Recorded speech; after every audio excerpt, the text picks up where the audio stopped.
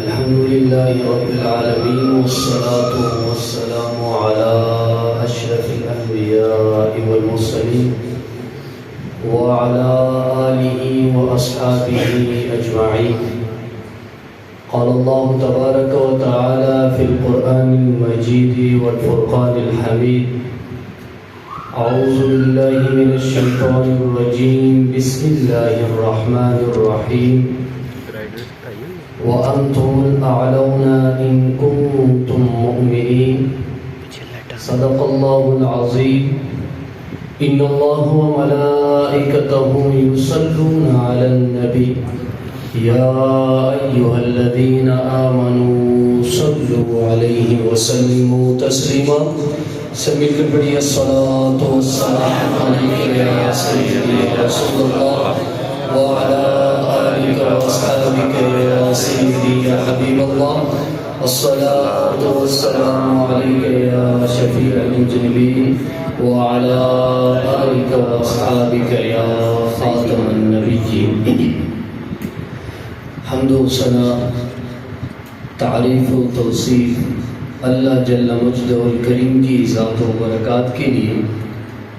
حضور رحمت، شفیع معظم، نبی محتشم، حضور ختم المرتبت صلی اللہ علیہ وآلہ وسلم کے حضور ناز میں اپنی عقیدت و ارادت اور محبت کا خیرات پیش کرنے کے بعد نہایت ہی واجب الاحترام ذوی الاحتشام معزز و مکرم سامعین، السلام علیکم ورحمۃ اللہ وبرکاتہ. جو آیات مبارکہ میں نے آپ کے سامنے تلاوت کی، اس میں اللہ تبارک و تعالیٰ فرماتے ہیں وَأَنْتُمُ الْأَعْلَوْنَ إِن كُنتُم مُؤْمِنِينَ، اور تم ہی سربلند ہو اگر مؤمن بن کے رہو.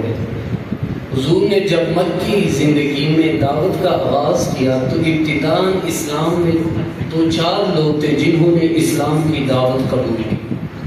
ان میں سے 2-4 لوگ چھوڑ کر کے باقی سارے لوگ انتہائی غریب اور غلام تھے، جیسے حضرت بلال حبشی، حضرت زلیخا، حضرت عمار بن یاسر رضی اللہ تعالیٰ عنہ. یہ وہ صحابہ تھے جنہوں نے ابتداءً اسلام کی دعوت بھی قبول کی، پھر عزیمت کی وہ داستان رقم بھی کی. 13 سال تک مسلسل تک و تاز کے بعد جب یہ قافلہ سخت اجازت سے رخصت ہو کر مدینہ پہنچا تو اللہ تبارک و تعالیٰ نے ان کے دلوں میں ایمان کی شمع روشن کی.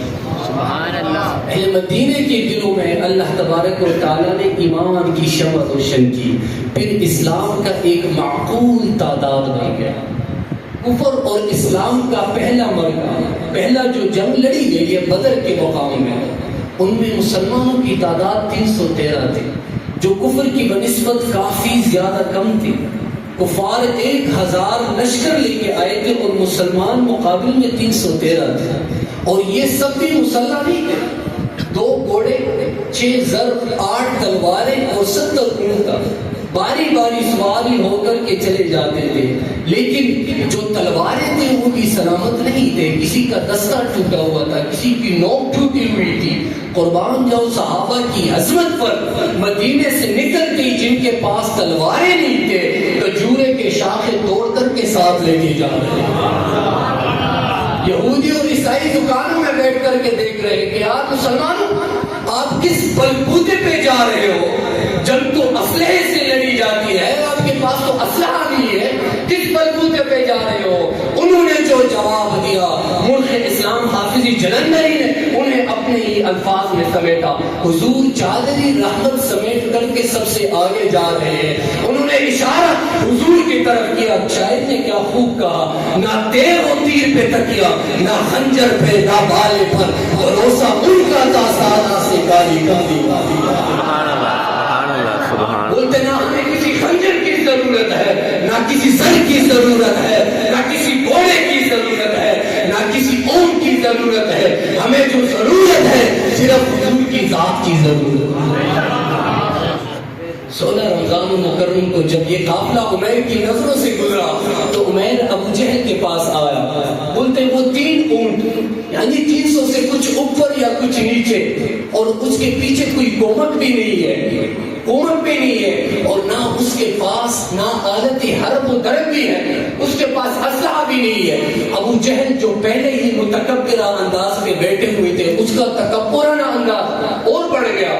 کہاں صنادید قریش کو بلاؤ، کہاں 360 خدا، کہاں ایک خدا، مقابلہ مشکل ہے۔ کل اس طرح کرتے ہیں، ان کے پاس کھانے کا سامان بھی نہیں ہوگا، اس طرح کر کے رسیاں اکٹھے کر کو ان کو اونٹوں سے باندھ کر کے گھسیٹ کر کے مکے لے کے جائیں گے، دنیا کو دکھائیں گے جو نیا پھیر لے کے آئے گا اس کا یہ انجام ہوگا، اس کا یہ انجام ہوگا۔ جو عمیر اپنی نظروں سے مسلمانوں کا قافلہ دیکھ کے آیا تھا، انہوں نے کہا سرداران قریش آپ یہ مشورہ کر رہے ہو کہ رسیاں اکٹھے کر کے ان کو اونٹوں سے باندھ کر کے مکے لے کے جائیں گے اور دنیا کو دکھائیں گے جو نیا دین لے کے آئے گا اس کا انجام یہ ہوگا۔ لیکن میرا بھی ایک بات سن لے، اگر رات کی تاریکی میں بھاگ سکتے ہو تو بھاگ جاؤ۔ عمیر اپنی نظروں سے دیکھ کے آیا ہے کہ یثرب کی اونٹنیاں اپنے پشتوں پر موتیاں اٹھا کے لے کے آئے۔ کل ان میں سے کوئی مرے یا نہ مرے، جب تک آپ میں سے کسی کو نہ مار دیں۔ اس لیے اگر اپنے آپ عزیز ہے آپ کو تو جہاد کی تاریکی میں بھاگ سکتے ہو تو بھاگ جاؤ۔ اللہ تبارک و تعالیٰ نے پھر اس دن یوم الفرقان قرار دیا، 5000 فرشتے مسلمانوں کی مدد کے لیے زمین پہ اترے۔ حضرت سیدنا صدیق اکبر رضی اللہ تعالیٰ فرماتے ہیں کہ حضور مسجد علیش میں سجدے میں پڑے ہو کر یہ دعا کر رہے کہ اللہم ان تہلک ھذا العصابۃ من اہل الاسلام لا تعدل فی الارض۔ یا ربی میں نہیں کہتا ہوں کہ ان کو بچا لے، لیکن پوری کائنات میں بس یہ 313 ہی تیرے چاہنے والے ہیں۔ یا ربی میں نہیں کہتا ہوں کہ ان کو بچا لے، لیکن مالک سن لے اگر یہ نہ رہے تو قیامت تک تجھے رب بھی کوئی نہیں کہے گا۔ حضرت سیدنا صدیق اکبر کہتے کہ حضور کا چادر مبارک سر سے سرک کر کے کاندھوں پہ آ جاتی، کاندھوں سے سرک کر کے پیٹھ پہ آ جاتی، حضور اپنی چادر مبارک دوبارہ سر پہ رکھتے۔ میں عرض کرتا یا رسول اللہ بس کیجئے، اللہ تبارک و تعالیٰ ہماری مدد کریں گے۔ حضور پھر یہ دعا کرتے تھے اللہم ان تہلک ھذا العصابۃ من اہل الاسلام لا تعدل فی الارض۔ حضور یہ دعا بار بار کر رہے تھے۔ کچھ دیر بعد حضور اپنا سر مبارک سجدے سے اٹھا کر کہتے ابشر یا ابا بکر، ابو بکر خوشخبری ہو، اللہ تبارک و تعالیٰ نے ہماری مدد کے لیے 5000 فرشتے آسمان سے زمین پر اتارے۔ اس کے بعد غزوہ تبوک بھی لڑی گئی ہے، غزوہ حنین بھی ہوا، غزوہ خیبر بھی لڑی گئی ہے، سب میں مسلمانوں کو فتح نصیب ہوا۔ ایک وہ مقام تھا جب یروشلم بیت المقدس فتح ہوا تو حضرت عبداللہ بن جراح رضی اللہ تعالیٰ نے حضرت سیدنا عمر فاروق رضی اللہ تعالیٰ کو خط بھیجا کہ حضور آپ یروشلم تشریف لے کے آ جائیں، بیت المقدس فتح ہو چکے ہیں، آپ یہاں تشریف لے کے آ جائیں، لیکن قربان جاؤ صحابہ کی عظمت پر، قربان جاؤ، آپ یہاں تشریف لے کے آ جائیں۔ حضرت سیدنا عمر فاروق رضی اللہ تعالیٰ جب مدینے سے نکلے، ایک عمر تھا، ایک اونٹنی تھی اور ایک غلام تھا جو مدینے سے نکل کر کے یروشلم کی طرف جا رہے ہیں، اور یہ بھی نہیں تھا کہ عمر اونٹنی پر بیٹھ کر کے یروشلم تک نہ باری تھا، کبھی غلام اوپر کبھی عمر اوپر، کبھی غلام نیچے کبھی عمر اوپر۔ جب یہ سفر کر کر کے جب یروشلم کے قریب پہنچے تو غلام کا باری اونٹ کے اوپر آ گیا، تو اس نے عرض کیا حضور دشمن کا علاقہ ہے، میں اپنی باری چھوڑ دیتا ہوں، آپ اونٹ پہ سوار ہو جائے۔ لیکن حضرت سیدنا عمر فاروق نے کیا کہا کہ ہماری جو نسبت ہے وہ حضور کے ساتھ ہے، اور حضور نے ہمیں یہ طریقہ نہیں دکھایا ہے، حضور نے ہمیں غلام کی بھی ادب کرنا سکھایا ہے۔ میں اپنا باری آپ کا باری نہیں چھوڑ سکتا۔ غلام ان کے اوپر عمر نکیل پکڑ کر کے یروشلم میں داخل ہوتا جا رہا ہے۔ ادھر یہودی اور عیسائی بھی استقبال کے لیے کھڑے ہیں کہ یار یہ کیسا ہستی ہے، خود مدینے میں بیٹھا ہے اور اسلام کی جھنڈے بیت المقدس میں گاڑے ہوئے ہیں، چلو اس کا دیدار تو کر لینا۔ جب دیکھا تو ان یہودی اور عیسائی کی سرداران جب اس غلام کو دیکھا بولتے واہ واہ، ہم نے تو سنا ہے کہ یہ کوئی قریشی سردار ہوگا، یہ تو ایک غلام ہے۔ تو مسلمانوں نے کہا وہ چپ ہو جاؤ، وہ آقا ہمارا نہیں ہے جو اونٹ کے اوپر ہے، جو گیل تان کے آ رہا ہے وہ ہمارا امیر المومنین ہے۔ شاعر نے کیا خوب کہا، فقط اسلام یہ منظر پیش کرتا ہے، فقط اسلام دنیا میں یہ منظر پیش کرتا ہے کہ آقا چلتے پیدل اور غلام سواری پہ آ جائے. یہ صرف اسلام کی مقام پیش کر دیتا ہے. حضرت سید عمر فاروق جب پہنچ گئے تو حضرت عبید اللہ نے جناح کو کہا وہ عبید اللہ اس قافلے کو پیچھے کر لے. آپ نے حضرت عبید اللہ کے جناح کے گلے میں ہاتھ ڈالا اور رونے لگ گئے. کہا اے عبید تجھے پتا ہے اتنی عزت اتنی مرتبہ جو ہم کو ملا ہے یہ کس وجہ سے ملا ہے؟ حضرت عبید اللہ کے جناح نے کہا حضور آپ بتا دیں یہ کس وجہ سے ہمیں ملا ہے؟ بولتے یہ جو سب کچھ ملا ہے یہ سب کچھ حضور کی توفیق سے ملا ہے. ہم کچھ بھی نہیں ہے، کہتے ہم کچھ بھی نہیں ہے. عمر پہلے بھی تھے، عبید اللہ بھی جناح پہلے بھی تھے، سب صحابہ پہلے بھی تھے، لیکن جو عزت ہمیں ملی ہے یہ سب کچھ حضور کے توفیق ہمیں ملی ہے. حضرت سید عمر فاروق جب واپس پلٹ کر کے ارض تہامہ کے مقام پہ پہنچے تو آپ رونے لگ گئے، پھوٹ پھوٹ کے رونے لگ گئے. کسی نے پوچھا حضرت کیوں رو رہے ہو، رونے کی وجہ کیا ہے؟ تو اس نے کہا ایک وہ مقام تھا جب میرے باپ خطاب نے مجھے کہا وہ عمر یہ 5 اونٹ لائن میں کھڑے کر لے. میں جب آگے والا اونٹ سیدھا کرتا تو پیچھے والا ٹیڑھا ہو جاتا، جب پیچھے والا سیدھا کر لیتا تو آگے والی ٹیڑھی ہو جاتی. بولتے ایک وہ زمانہ تھا جب عمر سے 5 اونٹ لائن میں کھڑے نہیں ہو سکتے ہیں، اور آج یہ زمانہ ہے کہ 25 لاکھ مربع زمین پہ عمر کی حکمرانی ہے. بولتے یہ جو سب کچھ ملا ہے یہ کس وجہ سے ملا ہے؟ یہ سب کچھ حضور کے توفیق سے ملا ہے. جب تک بکے نہ تھے کوئی پوچھتا نہ تھا، جب تک بکے نہ تھے کوئی پوچھتا نہ تھا، حضور آپ نے خرید کر ہی انمول بنا دیا.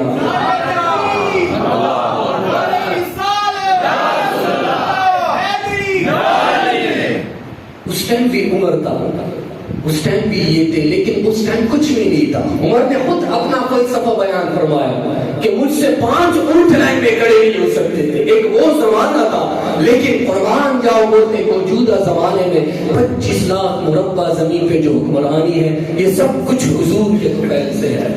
حضور کو چاہو نا اپنے دل سے، ایک دفعہ اس کی اطاعت تو کر کے دیکھو نا، اس کو دل سے چاہو نا، دنیا آپ کے سامنے ہو جائے گی. حضرت سفینہ رضی اللہ تعالیٰ عنہ جنگل میں کھو گئے لیکن سامنا شیر سے ہوا. ہمارا سامنا آج کتے سے بھی ہو جائے ہم بھاگ جاتے ہیں، لیکن قربان جاؤ صحابہ کی عظمت پر، ان کا سامنا شیر سے ہوا. ڈرے نا کہ یار میرا سامنا شیر سے ہوا. کیا فرمایا؟ یا ابا حارث انا مولا رسول اللہ صلی اللہ علیہ وسلم. وہ شیر تو جانتا ہے میں کون ہوں، میں حضور کا غلام ہوں. شیر تم ہلا کر کے آگے چلتے چلتے جا رہے ہیں. یہ عزت ہے، یہ صحابہ کی شان ہے. دنیا میں آپ کی مرتبہ اللہ تبارک و تعالیٰ اتنا بلند کرے گا کہ دنیا والے بھی حیران نہیں ہے یار یہ کیا کیا ہے. بابا جی ویل چیئر پہ بیٹھ کے آئے ہیں، چیئر پہ بیٹھ کے آئے تھے، کچھ بھی نہیں تھا. 25 لاکھ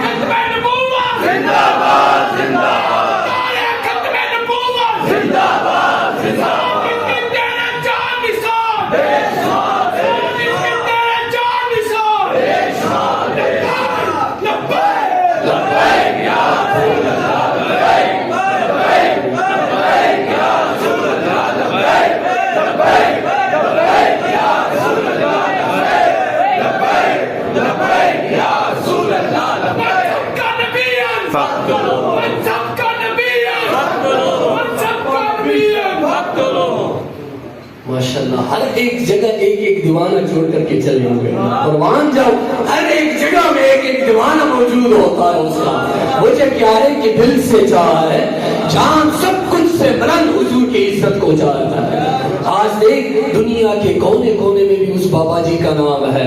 وجہ کیا تھا کہ اس نے حضور کی دین پر، حضور کی ذات پہ غیرت کیا ہے. آج دنیا کے کونے کونے میں حضور کا نام ہے. یہ وجہ کیا ہے کہ حضرت عمر فاروق نے حضرت عبید اللہ بن جراح کو بھی یہ کہا وہ عبید حضور کی دین کو دل سے بھی تسلیم کر، حضور کے دین کو جان سے بھی تسلیم کر. اللہ تبارک و تعالیٰ آپ کی کیا مقام اور مرتبہ دیتا ہے. حضرت سیدنا عمر فاروق رضی اللہ تعالیٰ نے حضور نے کہا جب تک میرا کوئی امتی مجھے اپنے جان مال اولاد سب سے بڑھ کر نہیں چاہے گا اس ٹائم تک اس کا ایمان مکمل نہیں ہوگا.